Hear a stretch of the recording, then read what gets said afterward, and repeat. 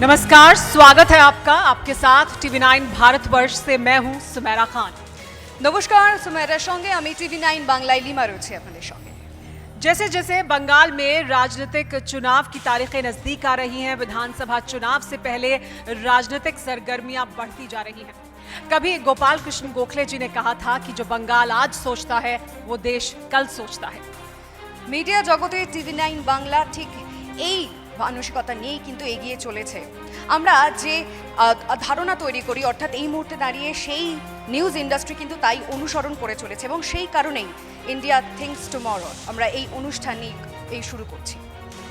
हमारा कॉन्क्लेव न सिर्फ बंगाल चुनाव की राजनीतिक जमीन को तलाशने की कोशिश करेगा, बल्कि ये मंच बंगाल के चुनाव के एजेंडे को भी तय करेगा। हर मुद्दे को बहुत बारीकी से परखने की और समझने की हम यहाँ आज कोशिश करेंगे, क्योंकि ये वो धरती है, हम इस समय कोलकाता में मौजूद हैं, ये वो धरती है जहाँ से कई ऐसे सामाजिक आंदोलनों की शुरुआत हुई जिन्होंने देश को एक नई दिशा दी।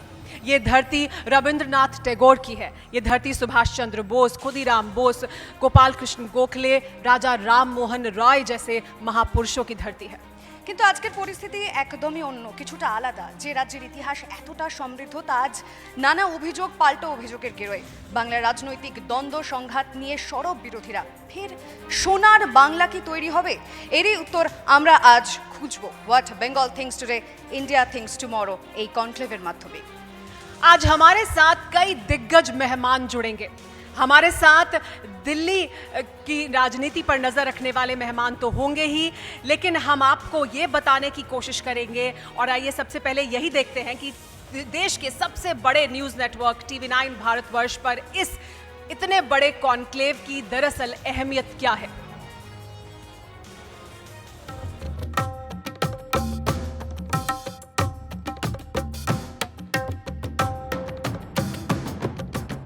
দেশের ১ নম্বর নিউজ নেটওয়ার্ক টিভি9 পশ্চিমবাংলা বিধানসভা নির্বাচনের প্রাক্কালে ১০ কোটি মানুষের সামনে কিছু প্রতিশ্রুতি নিয়ে হাজির হয়েছে। কিন্তু এখনই প্রশ্নের মুখে নিরপেক্ষ সাংবাদিকতা, কাঠগড়ায় মিডিয়ার বিশ্বাসযোগ্যতা। এই পরিস্থিতিতে দেশের সবথেকে বড় নিউজ নেটওয়ার্ক টিভি9 গ্রুপের দায় বেড়ে যায়।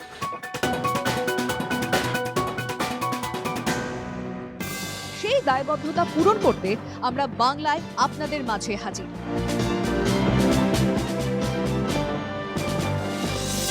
টিভি9 ভারতবর্ষ আর টিভি9 বাংলা আশা করি বাংলার দর্শকের মনে এই কনক্লেভের মাধ্যমে চিন্তার খোরাক যোগাতে পারবে।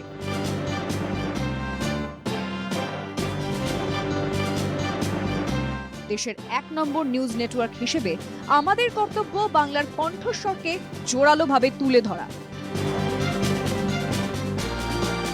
সম্প্রতি টিভি9 নেটওয়ার্কের বাংলা চ্যানেলের সম্প্রচার শুরু হয়েছে। আপনারা জেনে খুশি হবেন যে টিভি9 বাংলার জনপ্রিয়তার সব রেকর্ড ভেঙে দিয়েছে। ঠিক যেমন ভাবে টিভি9 ভারতবর্ষ সাফল্যের সাথে দেশের নিউজ চ্যানেলগুলির শীর্ষে পৌঁছেছে।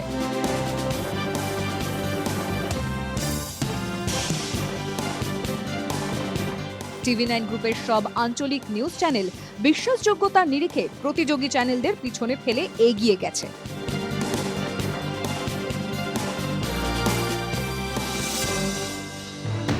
তো আসুন এই নির্বাচনের সমস্ত খবর দেখতে আমরা টিভি9 ভারতবর্ষ এবং টিভি9 বাংলাকে আমাদের সঙ্গী করি।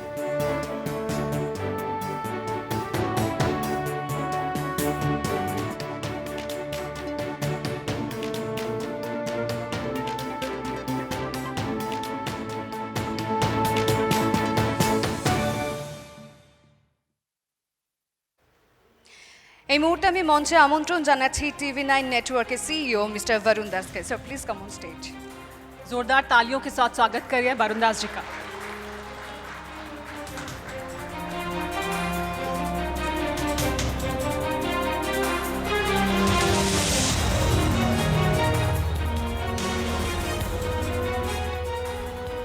Good morning, Suprabhat.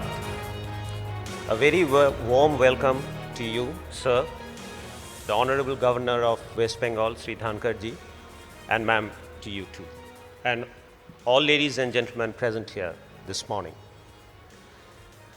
First, about us. For us, today is a very significant day for a couple of reasons. First is that we have launched TV9 Bangla. I come from this city, আমি বাঙালি।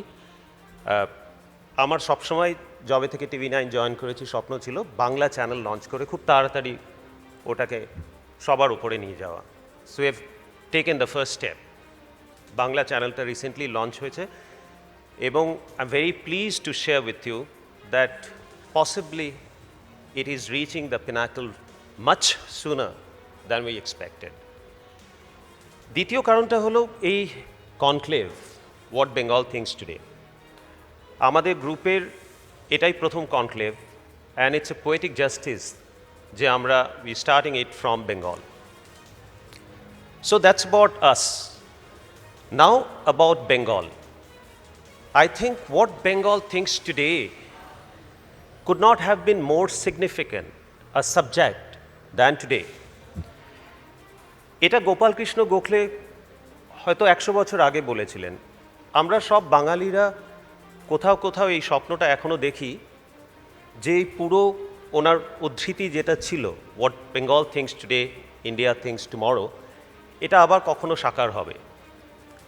কিন্তু এই মুহূর্তে what Bengal thinks today the entire country is looking at Bengal. It's a very significant election that's impending. পাঁচটি রাজ্য খুব শীঘ্রই বিধানসভা election দেখবে, কিন্তু অ্যাট দ্য ন্যাশনাল এরিনা আমার মনে হয় না কোনো রাজ্যের ইলেকশন এতটা সিগনিফিক্যান্ট আজকে। আমি বলতে শুনেছি মাননীয় গৃহমন্ত্রী অমিত শাহজিকে যে जब तक हम बंगाल ओडिशा और केरला में जीत नहीं लेते तब तक बीजेपी का गोल्डन एज शुरू नहीं होगा। এটা উনি বলেছিলেন 2018 সালে ত্রিপুরাতে জেতার পরে। ত্রিপুরাতেও কিন্তু উনি জিতেছিলেন after 30 years of left front ruling. অত বড় একটা সিগনিফিক্যান্ট দিনেও কিন্তু তার নজর বাংলার দিকে। তেমনি দিদিও বলেছেন মাননীয় মুখ্যমন্ত্রী যে বাইরে থেকে ওরা যতই আসুক জিতবো কিন্তু আমরাই। It's possibly a very fiercely ফট ব্যাটল। অনেকগুলো কনটেক্সট আছে, অনেকগুলো ন্যারেটিভ আছে এই ইলেকশনে, মুসলিম ফ্যাক্টর, হিংসাত্মক রাজনীতি এটসেট্রা এটসেট্রা। কিন্তু আমার মনে হয় পার্সোনালি আই ফিল যে সব ঠিক আছে, কিন্তু at the end of the day what people want is development. And possibly if it is not my slip, I think that narrative is still missing in the political context of the state. We would see a very fiercely fought battle going forward. But আমার ইচ্ছে যে at the end of the day, people should win. Whoever wins in the election, the development agenda should drive this state. আর বাঙালি হিসেবে আমি এই স্বপ্নটা সবসময় দেখতে থাকবো যে ওই দিনটা আবার ফিরে আসুক। What Bengal thinks today, India thinks tomorrow. With that, I take your permission once again. Thank you very much.